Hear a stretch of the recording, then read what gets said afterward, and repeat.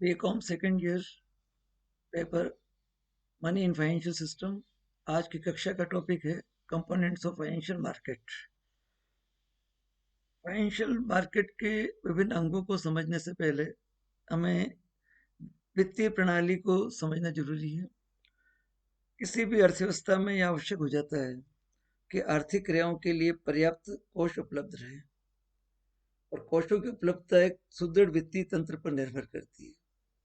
ये वित्तीय तंत्र आर्थिक विकास के लिए बहुत जरूरी होता है कि कोई भी व्यावसायिक प्रतिष्ठान स्वीकृत लागत पर ही कोषों का संग्रहण कर सकता है।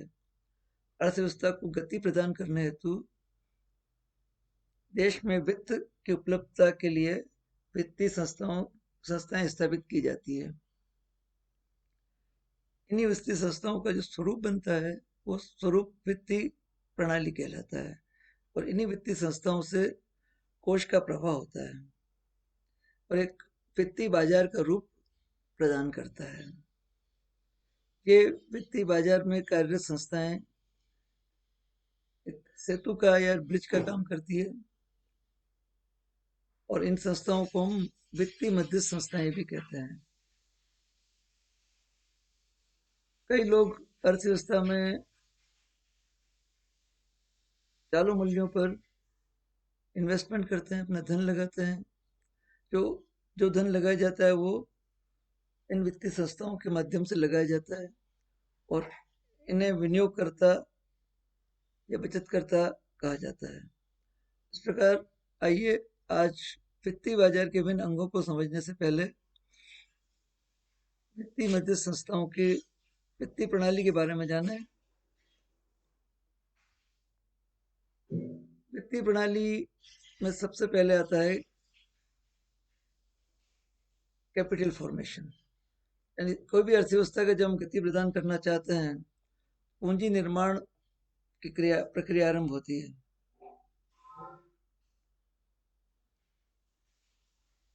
पूंजी निर्माण का अर्थ है उत्पादक कार्यों में अधिक से अधिक धन का विनियोजन करना। जब उत्पादक कार्यों में धन का विनियोजन होता है तो उत्पादन की गतिविधियों में वृद्धि होती है, यानी प्रोडक्शन में इंक्रीज होता है। यानी पूंजी निर्माण होता है, नई पूंजी अर्थव्यवस्था में लगती है तो उत्पादन में वृद्धि होती है। जब उत्पादन में वृद्धि होती है तो आय में वृद्धि होती है। जब आय में वृद्धि होती है तो उस अवस्था को हम आर्थिक विकास कहते हैं। और जब आर्थिक विकास होता है, आय में वृद्धि होती है, तो बचत और विनियोग की मात्रा बढ़ जाती है। जब बचत और विनियोग की मात्रा बढ़ जाती है तो नई आय का सृजन होता है। जब नई आय का सृजन होता है तो नए विनियोग हो जाते बढ़ जाते हैं, नए विनियोग बढ़ जाते हैं, और इस पूरी प्रक्रिया को, इस पूरे चक्र को, पूंजी निर्माण से लेकर नए विनियोग के बढ़ने तक को, इस पूरे तंत्र को वित्तीय प्रणाली या फाइनेंशियल सिस्टम कहते हैं। क्योंकि इसी के माध्यम से आर्थिक विकास के लक्ष्य प्राप्त किए जा सकते हैं। क्योंकि आर्थिक विकास होता है, पूंजी निर्माण होता है, नए नए उद्योगों का विकास होता है, उद्यमियों को लाभ प्राप्त होता है, समाज के हर वर्ग के लिए आय और रोजगार का विकास होता है, फलस्वरूप बचत की मात्रा बढ़ जाती है। सुदृढ़ बैंक वित्तीय प्रणाली के कारण बैंकिंग की आदत का भी विकास हो जाता है, और उसका परिणाम ये होता है कि संपूर्ण बचत विनियोग में परिवर्तित हो जाता है। ये विनियोग आर्थिक अभाव वाली इकाइयों और वित्तीय आवश्यकताओं की पूर्ति करते हैं। उसका परिणाम ये होता है कि आय की सृजन दर बढ़ने लगती है। आय में वृद्धि वित्तीय प्रणाली के में विनियोग में वृद्धि की जनक होती है। जमीन विनियोग अर्थव्यवस्था में पूंजी निर्माण की गति को बढ़ाता है, और उसका परिणाम ये होता है, रिजल्ट ये होता है कि उत्पादन वृद्धि दर भी बढ़ने लगती है, और आय एवं रोजगार में वृद्धि होती है, तथा आर्थिक विकास के लक्ष्य को प्राप्त किए जाते हैं। देश के आर्थिक विकास में, अर्थव्यवस्था के आर्थिक विकास में सुदृढ़ वित्तीय प्रणाली की महत्वपूर्ण भूमिका निभाती है। देश की प्रभावपूर्ण मांग को पूरा करने हेतु बचत एवं विनियोग को गति प्रदान कर आधिक्य वाले क्षेत्र से अभाव वाले क्षेत्र में वित्तीय संसाधनों का चलायमान करना, संतुलित ढंग से आवंटन करना एक अच्छी वित्तीय प्रणाली के गुण होते हैं। भारत में की वित्तीय प्रणाली एक संतुलित होकर क्रियाशील वित्तीय प्रणाली है। भारतीय वित्तीय प्रणाली की एक विशेषता दिखाई देती है, यहाँ बैंकिंग संस्थाओं के साथ साथ गैर बैंकिंग संस्थाएं भी अपना प्रभाव रखती है। भारत में वित्तीय बाजार के रूप में मुद्रा बाजार एवं पूंजी बाजार विकसित देशों की तरह तो संगठित नहीं है, डेवलप्ड नहीं है, लेकिन फिर भी एक सक्रिय जरूर है।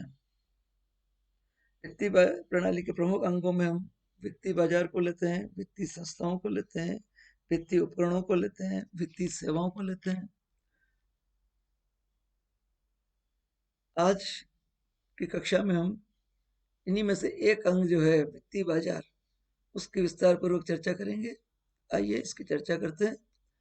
वित्तीय बाजार किसे कहते हैं?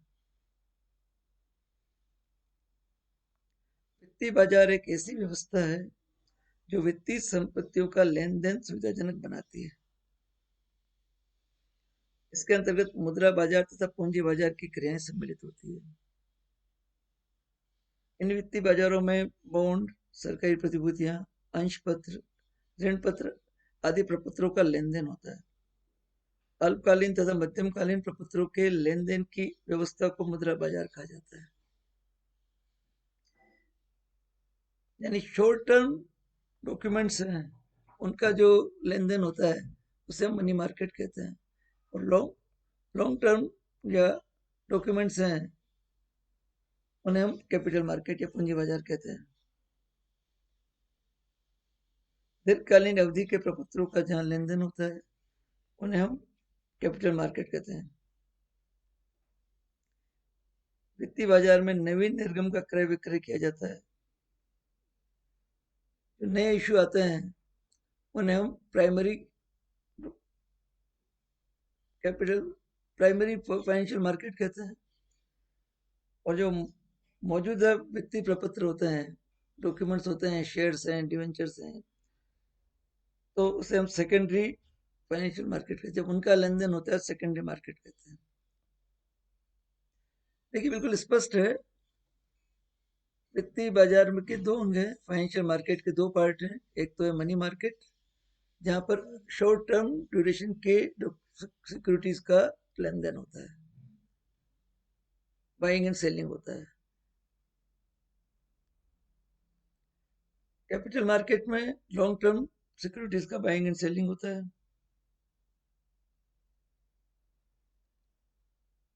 जब नए इशू का बाइंग एंड सेलिंग होता है तो हम उस मार्केट को कहते हैं प्राइमरी फाइनेंशियल मार्केट। जब ओल्ड इश्यूज का बाइंग एंड सेलिंग होता है तो हम उसे कहते हैं कैपिटल मार्केट।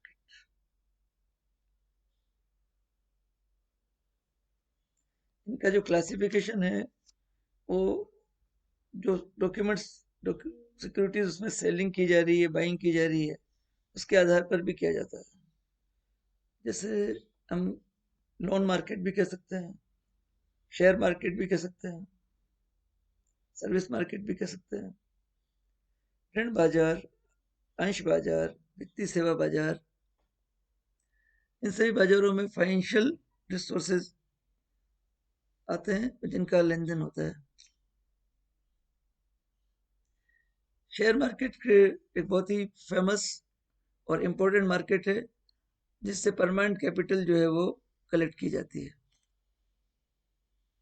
इन्हीं बाजारों को टाइम पीरियड के आधार पर भी क्लासिफाई किया जाता है, जैसा कि स्क्रीन पे भी दिखाई दे रहा है। Short term, medium term and long term. यानी अल्पकालीन वित्तीय बाजार जो कम अवधि के लिए होते हैं, 5 साल से कम अवधि के लिए होते हैं। मीडियम टर्म वित्तीय बाजारों में 5 साल से 15 साल तक की अवधि के लिए होते हैं। लॉन्ग टर्म फाइनेंशियल मार्केट्स 15 साल से अधिक अवधि की सिक्योरिटीज का लेन देन होता है। इन फाइनेंशियल मार्केट्स में ब्रोकर्स होते हैं, इन्वॉल्व होते हैं, बैंकर्स इन्वॉल्व होते हैं, non banking financial institutions involve होती है। इन सब का कंट्रोल सेंट्रल बैंक के द्वारा किया जाता है। इन सर्विस मार्केट का यूज जो है वो बैंक एंड ब्रोकर्स करते हैं। बैंक अपनी डिपॉजिट्स कलेक्ट करते हैं और लोन देने का काम करते हैं ये। साथ ही बैंकर्स जो है वो कैपिटल मार्केट में शेयर्स, बॉन्ड्स और डिवेंचर्स का भी बाइंग एंड सेलिंग करते हैं। ज़्यादातर बैंकिंग संस्थाएं जो है वो प्राइमरी इश्यूज को ही की डीलिंग करती है और सेकेंडरी मार्केट की डीलिंग सारी ब्रोकर्स के थ्रू होती है। Money market short term period का मार्केट होता है और ये ऑर्गेनाइज्ड मनी मार्केट भी हो सकता है, unorganised money market. Organised money market जो केंद्रीय बैंक के माध्यम से नियंत्रण में, नियमन में जिनका संचालन होता है, और अनऑर्गेनाइज्ड मनी मार्केट होता है जिसका केंद्रीय बैंक पर पूरा प्रभाव दबाव नहीं होता है। इस तरह से कैपिटल मार्केट भी ऑर्गेनाइज होता है जो सेबी या किसी नियामक संस्था के माध्यम से उसका नियंत्रण और नियमन रहता है। अनऑर्गेनाइज्ड कैपिटल मार्केट होता है जिसमें कि किसी नियामक संस्था के माध्यम से नियम और नियंत्रण नहीं होता है। इन दोनों ही मार्केट्स में फाइनेंशियल सर्विसेज बहुत इंपॉर्टेंट रोल प्ले करती है और फाइनेंशियल इंस्ट्रूमेंट्स बहुत इंपॉर्टेंट रोल प्ले करते हैं। फाइनेंशियल इंस्ट्रूमेंट्स में शॉर्ट टर्म इंस्ट्रूमेंट्स भी होते हैं, लॉन्ग टर्म इंस्ट्रूमेंट्स भी होते हैं।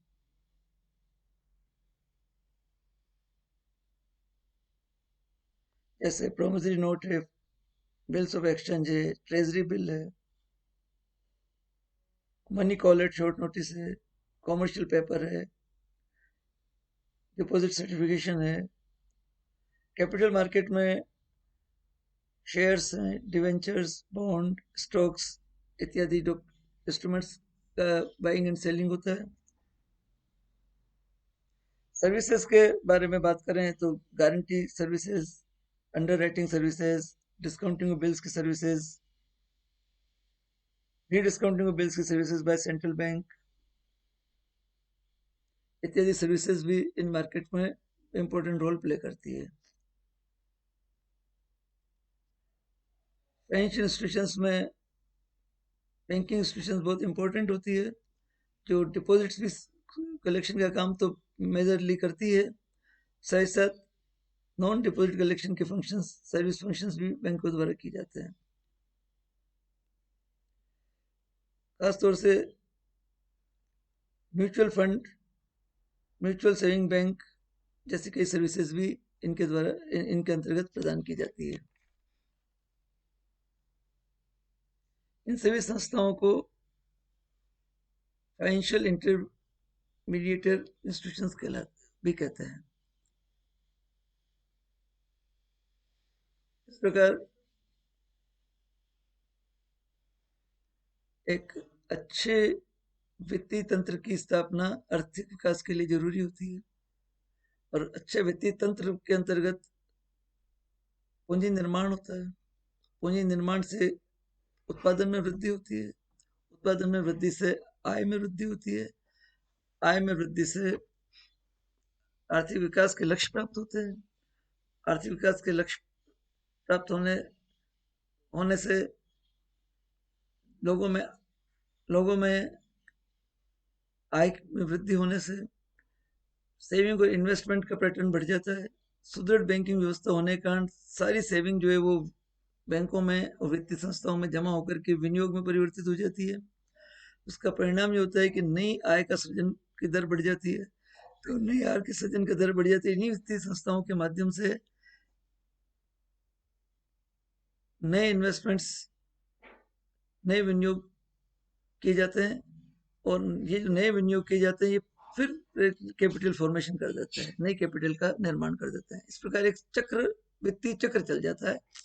जितना पूंजी निर्माण होता है, जिस दर से पूंजी निर्माण होता है उसी दर से उत्पादन में वृद्धि होती है, उसी दर से आय में वृद्धि होती है, उतनी ही आर्थिक विकास की दर बढ़ती है, उतना ही सेविंग और इन्वेस्टमेंट बढ़ता है, नई आय का सृजन भी उसी दर से होता है, नए इन्वेस्टमेंट भी होता है। इस तरह से सकारात्मक चक्र चलने लग जाता है, पॉजिटिव साइकिल चल जाता है।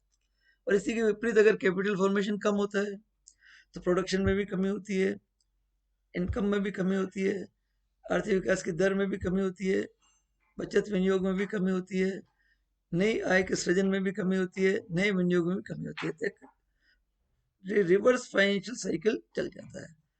तो एक अच्छा वित्तीय तंत्र होना बहुत जरूरी है। और अच्छे वित्तीय तंत्र के कई प्रमुख अंग होते हैं, उनमें से एक प्रमुख अंग है वो वित्तीय बाजार है। वित्तीय बाजार में वित्तीय उपलब्धता को सुनिश्चित करने वाला एक सेतु के रूप में कार्य करता है। इसमें वो प्रतिभूतियां क्रय विक्रय की जाती है जो पूंजी सृजन का काम करती है। वित्तीय बाजार दो रूप उसके देखने को मिलते हैं, ऑर्गेनाइज्ड मनी मार्केट भी और अनऑर्गेनाइज्ड मनी मार्केट। संगठित वित्तीय बाजार जो किसी केंद्रीय सत्ता के द्वारा नियमित संचालित होता है। अनऑर्गेनाइज्ड केंद्रीय बाजार मनी मार्केट में नियमन नियंत्रण जो है वो कमजोर होता है। इस तरह से कैपिटल मार्केट भी ऑर्गेनाइज्ड होता है जो किसी सक्षम सत्ता नियामक संस्था जैसे भारत में सेबी है से ऑर्गेनाइज्ड होता है। और अनऑर्गेनाइज्ड कैपिटल मार्केट में उस पर इसका नियमन नियंत्रण कमजोर होता है। इसके अलावा ये अवधि के आधार पर भी हम इनको अल्पकालीन मनी मार्केट,